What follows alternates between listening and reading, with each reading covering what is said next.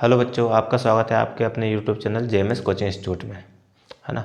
आज हम करने वाले हैं कक्षा 10वीं एनसीईआरटी का सॉल्यूशन। एक्सरसाइज है 1.2। पहला चैप्टर चल रहा है आपका वास्तविक संख्या है, उसकी एक्सरसाइज है 1.2। इसका पहला क्वेश्चन हो चुका था, इसके एग्जाम्पल हो चुके थे, है ना। अब इसमें आज हम करेंगे इसके अगले क्वेश्चन, आपके सेकंड क्वेश्चन से लेके तो आखिरी तक आपका ये आज चैप्टर कंप्लीट हो जाएगा। वीडियो अच्छी लगी तो लाइक शेयर सब्सक्राइब जरूर करें। देखें, है ना। क्वेश्चन है आपका क्वेश्चन नंबर सेकंड। सिद्ध कीजिए कि 3+2√5 एक अपरिमेय संख्या है। अपरिमेय है तो हमें इसको परिमेय मानना पड़ेगा। समय बचाने के लिए हमने इसको इस तरह से लिख दिया कि माना 3+2√5 एक क्या है, परिमेय संख्या है। क्योंकि अपरिमेय लाना है तो हमने विरोधाभास मेथड से हल करेंगे तो परिमेय मानेंगे। जो कथन के क्या है, विपरीत है, जो क्वेश्चन में दिया उसके विपरीत है। अब परिमेय संख्या किसके रूप की होती है, अंश बटे हर। तो तब हम लिख सकते हैं, क्या लिख सकते हैं कि 3+2√5 परिमेय संख्या है, मतलब वो किसके रूप की होगी, अंश बटे हर, मतलब a बटे b के रूप की। और a और b क्या है, सहभाज्य पूर्णांक। सहभाज्य पूर्णांक मतलब ऐसे पूर्णांक जो एक संख्या से नहीं कर सकते एक साथ, ठीक है। अब देखें, यहाँ हमें या √5 को अलग करना है बस। तो देखो 2√5 अपनी जगह पर है, इज इक्वल टू a बटे b भी अपनी जगह पर है। और ये 3 का पक्षांतर कर देंगे, प्लस का 3 है, इसका आगे कोई चिन्ह नहीं लगा है, मतलब इसका क्या है, प्लस का है, ठीक है। उधर जाएगा पक्षांतर किसका हो जाएगा, आपका -3 हो जाएगा। और किसी कोई सा बटे नहीं होता तो क्या ले लेते हैं, बटे में 1 ले सकते हैं। अब b और 1 का एलसीएम कितना आएगा, b का गुणा 1 में करेंगे कितना आएगा, b आएगा। 1 के साथ कोई सी भी संख्या होगी तो एलसीएम में वही संख्या आपकी एलसीएम में आएगी, और इसका गुणा इधर होगा और इसका इधर होगा, क्रॉस मल्टीप्लाई। एक का a में किया तो a आएगा, माइनस b का 3 में किया तो कितना आ जाएगा आपका 3b, और बराबर यहाँ क्या आ रहा है आपका 2√5। अब ये तो ऐसे चल रहा था, बस इसका पक्षांतर कर दिया और एलसीएम ले लिया, ठीक है। 3 का पक्षांतर किया, माइनस का हो गया, एलसीएम लिया तो b और 1 का एलसीएम कितना आया b, इसका गुणा इधर इसका इधर, तो ये स्टेप आ गई। और ये ऐसा कैसे चल रहा है। अब यहाँ में अपने को √5 को बचाना है तो √5 यही लिखेंगे, is equal to a minus 3b बटे b तो आपका था ही सही, और ये गुणा वाला बराबर के उधर कहाँ जाता है, भाग में। अगर प्लस या माइनस में होता तो पक्षांतर होता, लेकिन गुणा में है तो क्या होगा, भाग में जाएगा, तो गुणा वाला क्या चला गया, भाग में। इस तरह से आपका आ गया। ये इक्वेशन क्या हो गया आपकी फर्स्ट। तो ये समीकरण 1 से हम देखेंगे, तो समीकरण 1 से, है ना, क्या हो जाएगा आपका a और b। a और b क्या है, पूर्णांक है, तो चूंकि a और जो b है पूर्णांक है तो ये आपकी क्या होगी, अगर पूर्णांक है तो ये परिमेय संख्या होगी, ठीक है। क्योंकि पूर्णांकों का अनुपात भी क्या होता है, परिमेय संख्या होती है। तो अगर ये a और b पूर्णांक है, इसलिए क्या आपका a माइनस 3b बटे 2b, ये पूरी संख्या, है ना, ये क्या होगी, एक परिमेय संख्या होगी, एक परिमेय संख्या होगी, परिमेय संख्या होगी। अगर ये a और b पूर्णांक है तो ये पूरी संख्या क्या होगी, परिमेय संख्या। अगर ये होगी तो बीच में क्या लगा है, बराबर। अगर ये परिमेय तो ये भी परिमेय, और अगर ये अपरिमेय तो ये भी अपरिमेय, ठीक है ना। तो देखें आप, परिमेय संख्या होगी तब √5 भी क्या होगी, तब √5 भी क्या होगी, एक परिमेय संख्या होगी। अगर ये परिमेय संख्या है और बीच में बराबर लगा है तो √5 भी एक परिमेय संख्या होगी, जो कि क्या है, असत्य है। जो कि क्या है, असत्य है। असत्य क्यों है, क्योंकि 5 का जब रूट निकालेंगे, है ना, ठीक है, 5 का जब रूट निकालेंगे तो वो दशमलव में आएगा। दशमलव में आएगा मतलब ये आपका परिमेय संख्या, पूर्णांक नहीं है, मतलब परिमेय नहीं है, ठीक है ना। तो √5 क्या है, परिमेय संख्या होगी, जो कि असत्य है। असत्य है तो हमारी कल्पना क्या हो रही है, गलत हो रही है। हमने इसको क्या माना था, परिमेय, मतलब क्या हो जाएगा, अपरिमेय, है ना। तो हमारी कल्पना क्या हो गई, गलत। तो हमारी कल्पना क्या है, गलत है। इसलिए क्या हो जाएगा, इसलिए ये आपकी पूरी जो संख्या है, कौन सी संख्या, ये वाली, इसलिए 3+2√5 क्या होगी, एक परिमेय माना था, अपरिमेय लाना है लेकिन परिमेय माना था, लेकिन अब क्या हो जाएगी, ये एक अपरिमेय संख्या होगी। अपरिमेय संख्या होगी। अपरिमेय क्यों होगी, क्योंकि हमारी कल्पना क्या हो रही है, गलत हो रही है। हमने माना कि ये परिमेय है, तो ये भी परिमेय है, लेकिन ये तो अपरिमेय है। ये अपरिमेय है तो पूरी संख्या भी क्या हो जाएगी आपकी, अपरिमेय हो जाएगी। ठीक है, इस तरह से हम करेंगे। नेक्स्ट क्वेश्चन देखते हैं।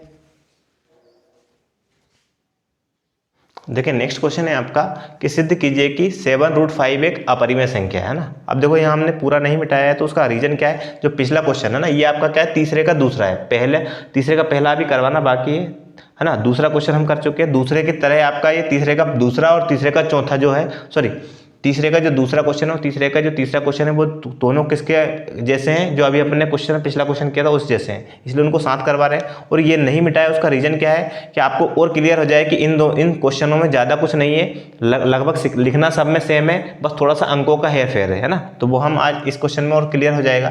देखो क्वेश्चन में सिद्ध करना है कि 7√5 एक अपरिमेय संख्या, तो हमने मान लिया कि 7√5 क्या है, एक परिमेय संख्या है जो कथन के विपरीत है, और ए भी सहभाज्य पूर्णांक है। अब परिमेय संख्या किसके रूप की होती है, अंश बटे हर, तो इसको लिखेंगे 7√5 बराबर अंश मतलब ए और हर मतलब बी, ए बटे बी। अब यहाँ गुणा वाला देखो, वहाँ क्या पिछले क्वेश्चन में क्या था, पक्षांतर किया था, लेकिन यहाँ पक्षांतर के लिए कोई सा भी अंक नहीं है, बस यह क्या गुणा वाला कहाँ चला जाएगा, भाग में।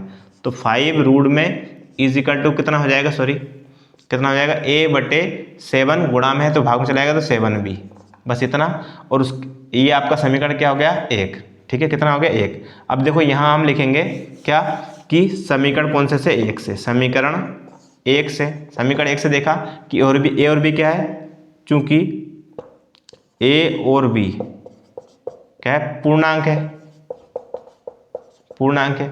अगर ए और बी पूर्णांक है, ठीक है, तो ये जो आपका ये पूरी संख्या कौन सी संख्या, इसलिए ए बटे 7b, अगर ए और बी पूर्णांक है तो ये पूरी संख्या क्या होगी, परिमेय होगी।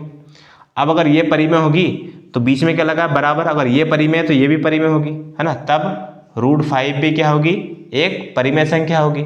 लेकिन हमें पता है कि √5 क्या है, एक अपरिमेय संख्या है, तो हमने लिखा कि जो कि क्या है, असत्य है। क्या हो गया, देखो फिर से समझना कि ए और बी अगर पूर्णांक है तो ये पूरी एक परिमेय संख्या होगी, अगर ये परिमेय बीच में बराबर लगा हुआ है तो ये परिमेय है, तो ये भी क्या होगी, परिमेय संख्या होगी।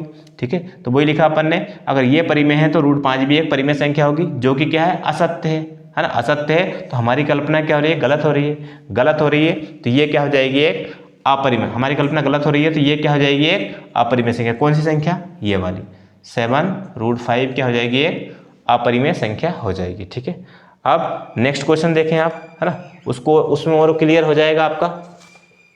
देखें, देखो क्या चेंज करना है, क्वेश्चन को मैं समझना है क्या चेंज क्या करना है आपको।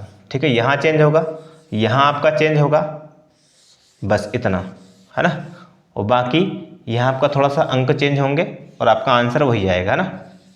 देखिए आप, क्वेश्चन नंबर आपका इसी का थर्ड है ना, क्वेश्चन नंबर थर्ड क्या है, 6 + √2, 6 + √2, 6 + √2, ये आपसे पूछा है, एक परिमेय संख्या है ना, ये बताना है, अपरिमेय संख्या बताना है। तो देखो इसको हमने परिमेय मान लिया, कथन के क्या विपरीत हो गई। अब ए और बी क्या, सहभाज्य पूर्णांक, मतलब एक साथ किसी संख्या से नहीं कर सकते, और बी क्या नहीं हो सकता, 0। अब देखो यहाँ ये अगर परिमेय संख्या है तो किसके रूप की होगी, अंश बटे हर, तो लिख सकते हैं 6 + √2 बराबर कितना, a बटे b। अब इस 6 का देखो, वहाँ पिछले क्वेश्चन में क्या था, आपका इंटू में था, लेकिन यहाँ आपका प्लस में, मतलब पक्षांतर होगा, तो √2 बराबर a बटे b और माइनस क्या 6, और इसका बटे क्या ले लिए 1, है ना, तो यहाँ से इसको हटा सकते हैं अपन।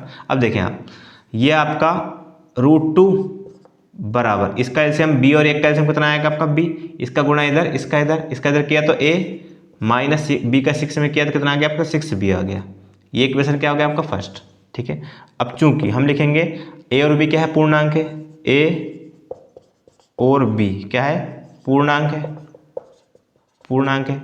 अगर पूर्णांक है तो ये पूरी संख्या क्या होगी, परिमेय संख्या होगी, है ना। ठीक है, तो अगर ये पूर्णांक है तो कौन सी संख्या, a - 6b और बटे में b, ये पूरी संख्या क्या होगी, एक परिमेय संख्या होगी। परिमेय संख्या अगर ये है तो ये √2 भी क्या होगी, क्योंकि बीच में क्या लगा है, बराबर, अगर ये परिमेय है तो ये भी परिमेय होगी। बराबर का मतलब दोनों पक्ष बराबर। ठीक है, अगर ये परिमेय तो ये परिमेय, ये अपरिमेय तो ये भी अपरिमेय। तो देखो अगर ये परिमेय है तो ये भी क्या होगी, परिमेय होगी। तो इस तब √2 भी क्या होगी, एक परिमेय संख्या होगी, जो कि क्या है, असत्य। हमें पता है कि √2 एक परिमेय संख्या नहीं है, नहीं है, तो हमारी कल्पना क्या हो रही है, गलत हो रही है, गलत हो रही है। तो इसको हमने क्या माना था, परिमेय, तो परिमेय का उल्टा क्या हो जाएगा, अपरिमेय। तो क्या हो जाएगा 6 + √2 एक क्या हो जाएगी, अपरिमेय संख्या हो जाएगी। इस तरह से इसको सॉल्व करेंगे, है ना। अब नेक्स्ट क्वेश्चन है वो देखें आप।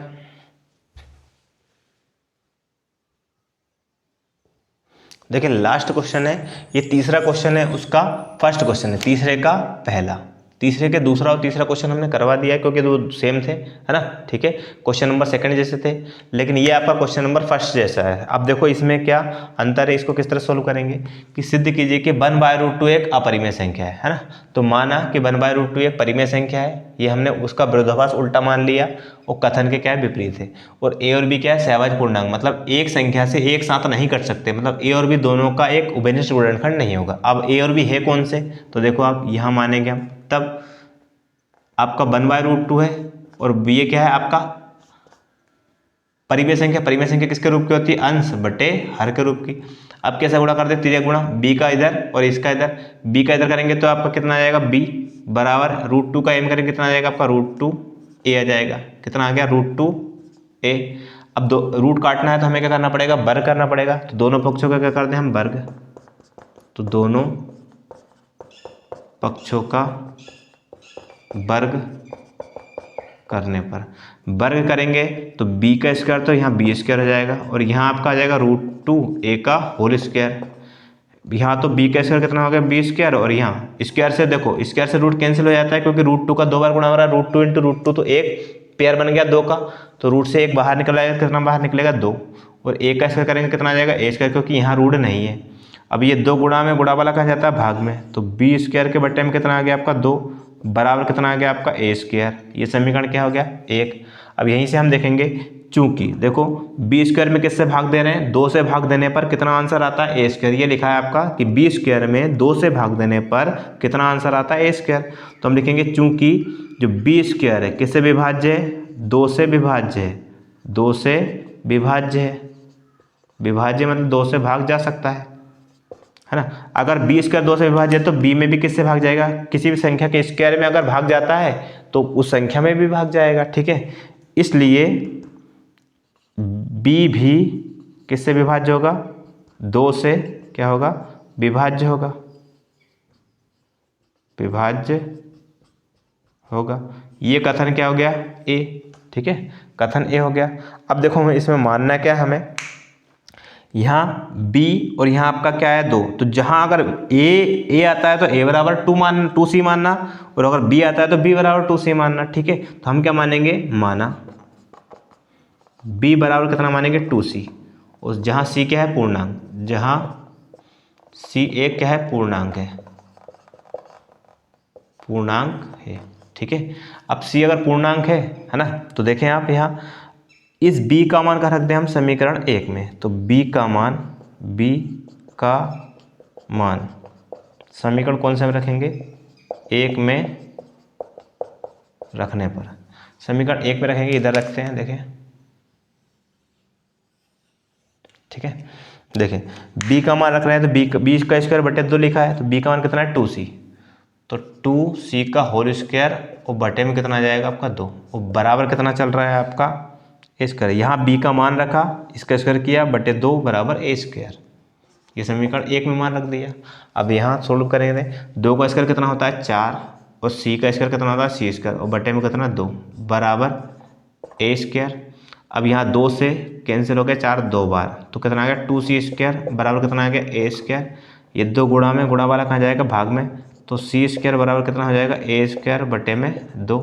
अब वापस यही कंडीशन वही बन रही है कि a² में 2 से भाग देने पर कितना आंसर आता है c²। तो हम लिखेंगे a² किससे विभाज्य है, a² 2 से विभाज्य है, 2 से विभाज्य है। अगर a का स्क्वायर 2 से विभाज्य है तो a में भी 2 से भाग जाएगा, इसलिए a भी क्या होगा, 2 से विभाज्य होगा, 2 से विभाज्य होगा। इसको इससे लिखते हैं ताकि क्लियर हो जाए, थोड़ा कथन दिखने लगे। इसलिए a भी क्या होगा, 2 से विभाज्य होगा। ये कथन हो गया b। है ना। अब देखो दोनों कथन ए बोल रहा है कि बी में 2 से भाग जाता है, कथन बी बोल रहा है कि ए में 2 से भाग जाता है। तो कौन कौन से कथन से? कथन ए और बी से। दोनों कथन से क्या हो रहा है, इस बी का भी एक गुणनखंड 2 है और ए का भी एक गुणनखंड कितना है, 2 है। ठीक है, तो हम लिखेंगे ए और बी का एक अवगुणिष्ठ गुणनखंड कितना आ रहा है, देखें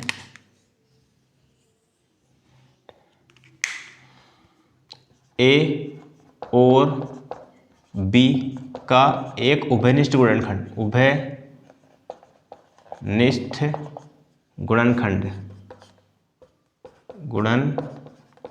कितना है, 2 है। अब अगर 2 है तो ये सहभाज्य पूर्णांक तो हो ही नहीं सकते, क्योंकि सहभाज्य पूर्णांक मतलब इनका उभयनिष्ठ गुणनखंड ना हो। ठीक है, लेकिन ये तो उभयनिष्ठ गुणनखंड कितना आ रहा है आपका, 2 आ रहा है। तो हमारी कल्पना क्या गलत, तो हम लिखेंगे इसलिए ए और बी क्या नहीं होंगे, ए और बी सहभाज्य पूर्णांक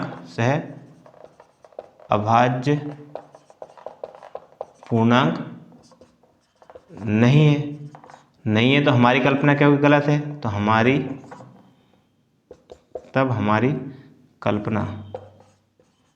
कल्पना गलत है। इसका मतलब है कि हमने जो सोचा था वो अपोजिट आ रहा है, तो हमने इसको क्या माना था, परिमेय, लेकिन हमारी कल्पना गलत हो गई, तो ये क्या कहलाएगी, अपरिमेय। ठीक है, तो इसलिए हम लिख सकते हैं, इसलिए ये अतः करके लिखेंगे, अतः करके अच्छा लगेगा। अतः आपका 1/√2 क्या होगी, एक अपरिमेय संख्या होगी, अपरिमेय संख्या है, होगी नहीं है। ठीक है, ये प्रूफ हो गया। ठीक, इस तरह से हमारा पहला चैप्टर है ना, वास्तविक संख्याएं, पूरा फुल डिटेल में हुआ है, जिसमें आपके एग्जाम्पल, एक्सरसाइज और बेसिक पूरा बताया है। नेक्स्ट वीडियो में हम जो अगला चैप्टर है आपका दूसरा चैप्टर बहुपद, उसको सोल्व करेंगे। वीडियो अच्छा लगे तो लाइक शेयर सब्सक्राइब जरूर करें और अपने दोस्तों को ज़रूर शेयर करें, ताकि उनका भी फायदा हो सके। धन्यवाद।